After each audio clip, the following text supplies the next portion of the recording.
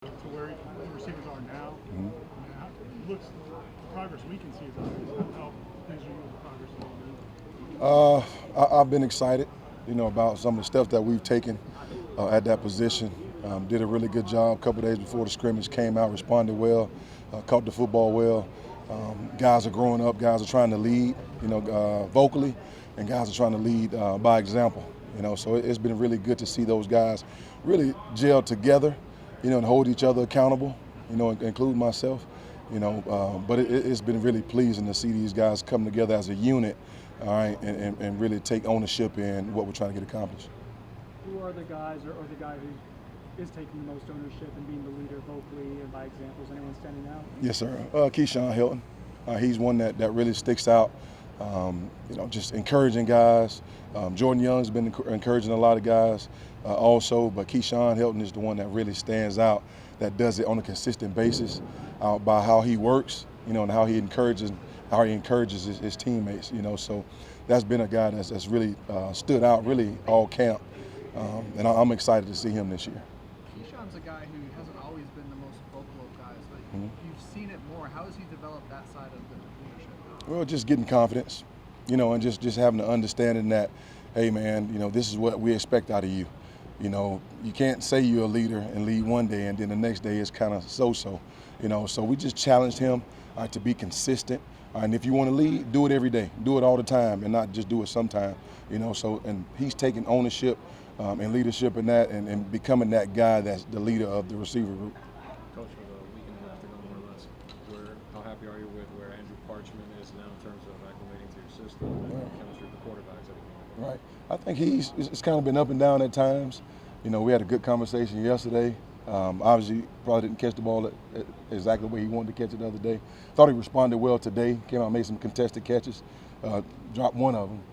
But the kid, he's understanding now, how we operate and how we practice here at Florida State, and he's taking ownership and buying into that, and not just trying to fit in the room, but just coming in there and just being a brother.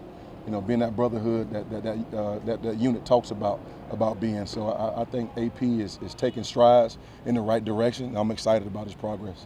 Coach, with Florida State celebrating 75 years of athletics, how special is it for you to know that you're a part of that 75 years of legacy? It takes me back from when I was a part of, along with my teammates, we were part of Coach Bowden's 300th win against Clemson. And I'm excited about it, and just to be a part of history, man. I'm at a loss for words because I've been blessed to have the opportunity to come here and play at a prestigious university like Florida State and play up under a man called Bobby Bowden. So it's breathtaking to be a part of something special. Since he's an older guy, can Andrew make up a lot of ground, you think, like in the next 2 weeks, picking things up? Yeah, I think he can. He's been retaining a lot of the information that we've been giving him. He understands what's going on, but now he's got to understand the small details in those assignments, because we move guys around. We can have the same concept with different guys within that formation, but he's just having the understanding of the concept and the details in the assignments. In terms of the younger guys like McLean and Josh, Mm-hmm. where do you feel they are in terms of where you feel confident if they're, if needed, if their numbers called, Mm-hmm.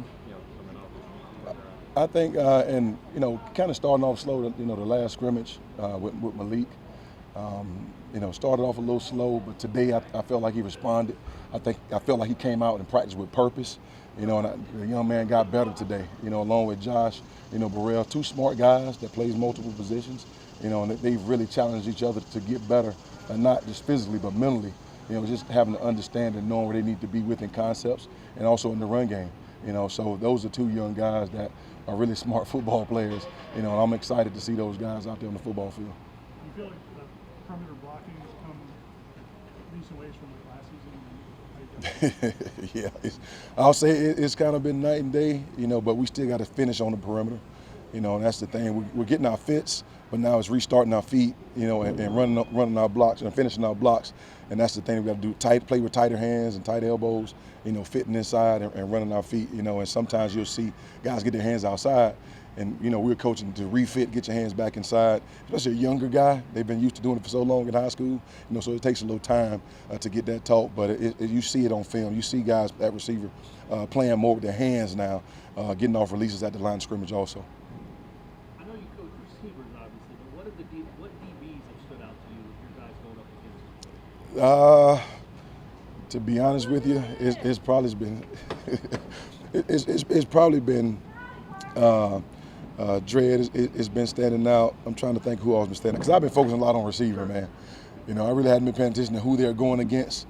You know, but I think that the guys, the DBs, as a unit, those guys have flashed at different times and done some really good things. You know, so it's not just one guy that I can pick out in particular and say, hey, this guy's doing that, because they've all taken chances, taking turns making plays, and I feel like that group has grown also.